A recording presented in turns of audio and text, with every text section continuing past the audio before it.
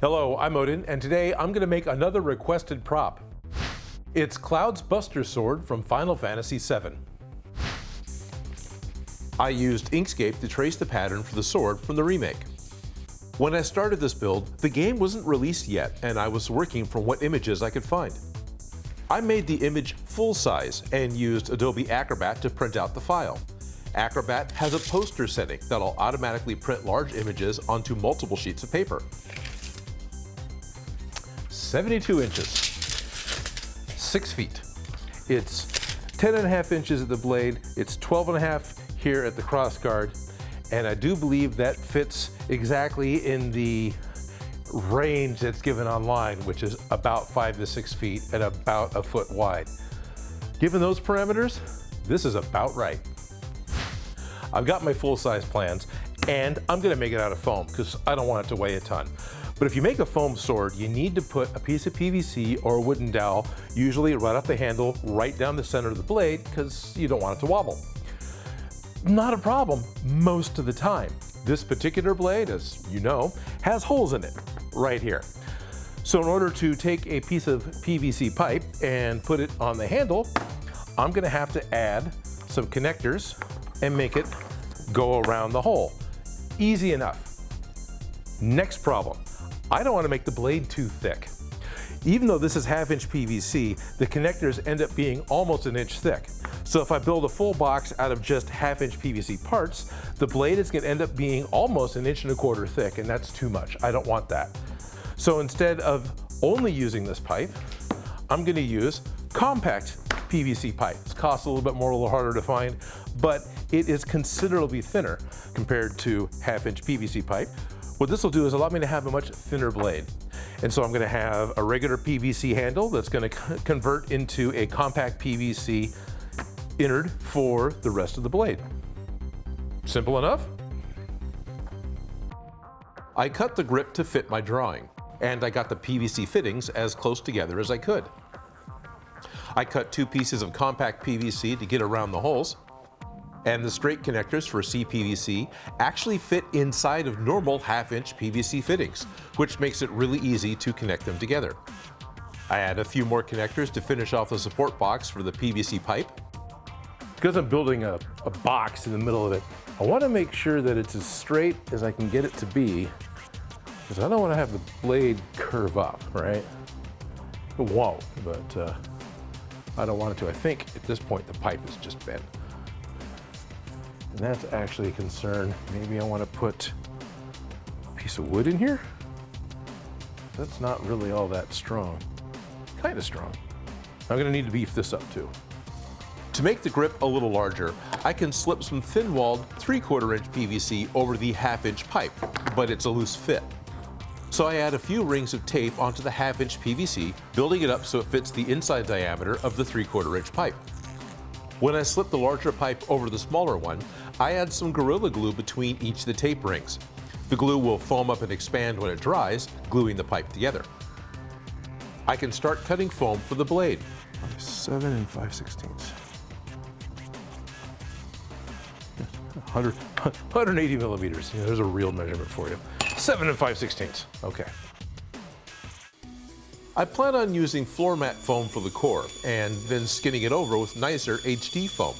After cutting the puzzle pieces off, I set the saw and cut the pieces that I want for the blade. Then I can glue the pieces together to make 2 long strips, and then glue the 2 strips together to make a single sheet of foam that's 22 millimeters thick. Now I could skip some of this and just order sheets of 10 millimeter or 20 millimeter thick foam, but I'm trying to use what I already have here at the shop. A section of ABS drain pipe makes a really good rolling pin to really help those texture sides of the foam stick together. I actually cut the foam wider than I wanted, because now I can trim them to the right size, and that'll give me really square sides, which are much easier to work with. To make the cutting edge of the blade, I cut down some 12 millimeter TNT Cosplay foam, but I still need to cut it so it looks like a knife edge. So I set up a pair of guides, or fences, that I can run the foam through. That C-clamp that's at the top there, it helps the guides fit the foam at the top, and it sits behind the blade. It's about as safe as I can get it. It's a snug fit between the guides. I have the bandsaw table tilted, so I'm cutting from one corner of the foam to the opposite corner of the foam, cutting a diagonal line in the middle of the 12mm foam. Then I can just flip the halves of foam over onto each other and I get a wedge that has a perfect fit. And you may be thinking that 2 layers of 12mm foam should be thicker than the 22mm blade. But when the bandsaw cuts, it actually removes the small portion, turning that into sawdust, so the leftover parts fit great. I trim my pattern to be just the sword and poke holes in it to mark where the flat blade needs to be cut and where the knife edge pieces need to fit together. I fit the corner together and mark the tip of the blade. And then I shape the taper to the tip of the blade as best I can with the sanding drum on my rotary tool. And I use contact cement to glue the tip in place. Then I add the long edge, starting at the corner. This was not an easy piece to glue on. I mark the 2 holes for the material slots that go in the blade because they're the only landmark for where to place the PVC support. I trace out the PVC on the sword, and then I make a mark on the extra wooden dowel that I glued into the PVC. I had done this the same way as the handle with tape and Gorilla Glue. And you can see why I want to put a core into the blade. It bends pretty easily while cutting out the slot for the PVC support. This cutout is much bigger and more convoluted than any other sword that I've made before. I was careful to make it a snug fit. I used my Cos Tools circle cutter to make the material slots, but the foam is thicker than this tool can cut, so I have to finish them off with a hobby knife. The wooden dowel and the CPVC pipe are thinner than the blade, so I glue in little pieces of 4mm foam using a scrap piece of wood as a guide, and then I glue in strips of 2mm foam as well to hold the core in the center and to fill up the slot. So I've done this before, where I've laid in my PVC pipe into a long blade and then tried to cover it over with a piece of foam and then another piece of foam, and I end up with holes in it, end up with potholes, divots, things that I really don't want on this particular blade because it is a very long, very flat, and very smooth blade. So I had an idea and I tried it on the other side and it worked. I glued on some poster board. This is just illustration poster board, nothing special. All I did was a little bit of contact cement.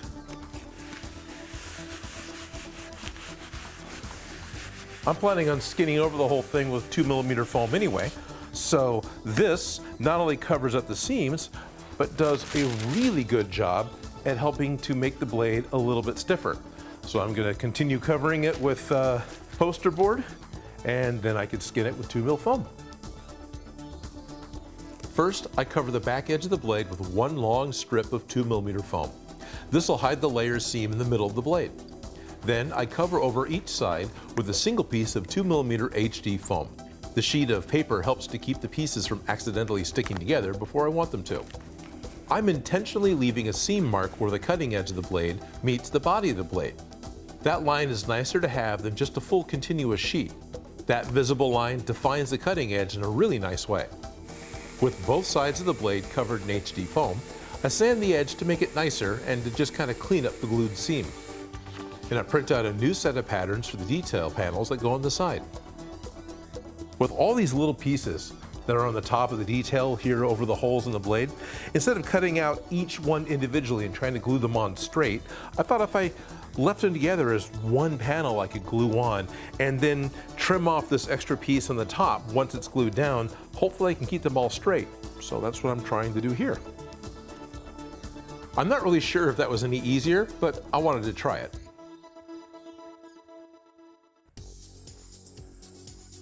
That's all the panels on both sides then. Do a little bit on the top to fill these in, I think, and then I can cut the nonsense off. Okay. A little more 2mm foam across the top, and we won't talk about how the sides don't match, and these are actually diagonal lines on my sword. One more small 2mm panel under the holes, and a raised 6mm thick trim that fits around the material holes. And that's it for the sides of the blade. I start building up the crossguard. There's a few 4mm panels that'll get above the height of the PVC fittings, and then I can cover that with a layer of poster board, and then a full layer of 4mm HD foam. I hide all the layer marks that you can see on the side with a little 2mm foam, and there's a gap between the blade and the crossguard, and a piece of 4mm foam fits in there perfectly. I cut 4 strips of 6mm foam for the crossguard, and I cut 4 small pieces for the sides, and then I glue the long strips to cover the front, and trimmed them back to fit. One last detail to the blade are the rivets, or whatever the bumps are that go along the crossguard here. And in the past, when I worked with these, what I ended up doing was using layers of cat toy. Well, those cat toys aren't as easily available, especially right now with the stores being closed. So I tried something different, and I took an artist's palette and some of the foam clay, and I actually mashed it into the artist's palette and had to give it a couple of days to dry. What I ended up with are hemispheres of almost exactly the right size. I can use the printout for spacing as I glue them on. For the size of this sword, the grip is pretty simple. I start by adding a ring of 6mm foam, and then I add another wrap of foam. But first, I want to wrap the grip. And I have an old piece of leather that I want to wrap the grip with. It's just glued on with contacts in it. Could have been a lot better towards the end, that's for sure. Did I get a chance to do it again? Probably not without having to repaint it. Cut the leather so both ends are straight, and add a piece of 6mm to the top of the grip. The pommel is actually a few layers of cat toy. These are left over from the He-Man sword, which is then glued to a wooden dowel with some extra 6mm foam circles. The pommel is glued in with Gorilla Glue, which finishes the build for the sword. The paint scheme is really kind of simple for the Final Fantasy VII Buster Sword. I only need 3 colors of metallic paint. For the body of the blade, I use Plaid FX Gauntlet, which I roll on with a sponge roller, and this worked out really well. I still needed to use a brush to get all the details around the material slots and into the panel lines. It took 2 coats of chainmail silver for the cutting edge, and the second coat was applied with a roller. It really helps hide the brush marks. The crossguard and pommel was painted with Samurai Sword. Really, that's it for this version. The Advent Children version of the Buster Sword has a different crossguard with gold accents. Then I add a quick black wash over all the panel lines in the crossguard, wiping some of it down to force it into the lower areas, and a little black shoe polish directly onto the leather grip, rubbing it down to the corners to try and give it a worn look. And then a good amount of silver dry brushing all over the panel lines and the crossguard.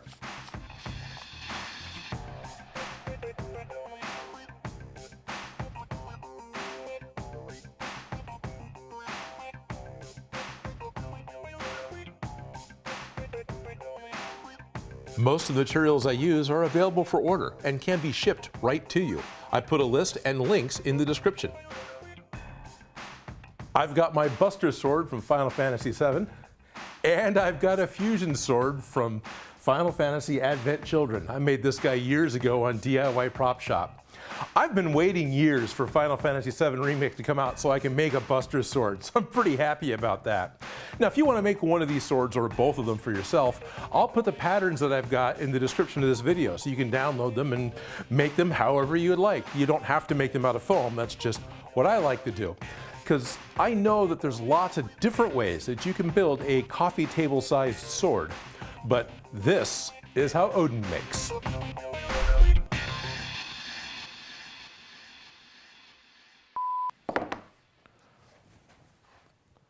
Gonna set up, just, oh, yeah, I might want to glue those on. All right, yeah, I'll glue those on, what the heck. Now, there's points in the game when he's fighting in a subway, and how does that work? I can't even move these things around in a room that's got a tall ceiling. There's no way I could swing these in a subway. Video game physics are weird. I want to thank Sean Beatrice, Marcus Miller, and all of my Patreon supporters. My Patreon support is the #1 thing that makes this show possible. If you like the video, don't forget to subscribe. Have an idea for something for me to make? Please leave a comment below. And if you make any of these projects, you can send me a picture.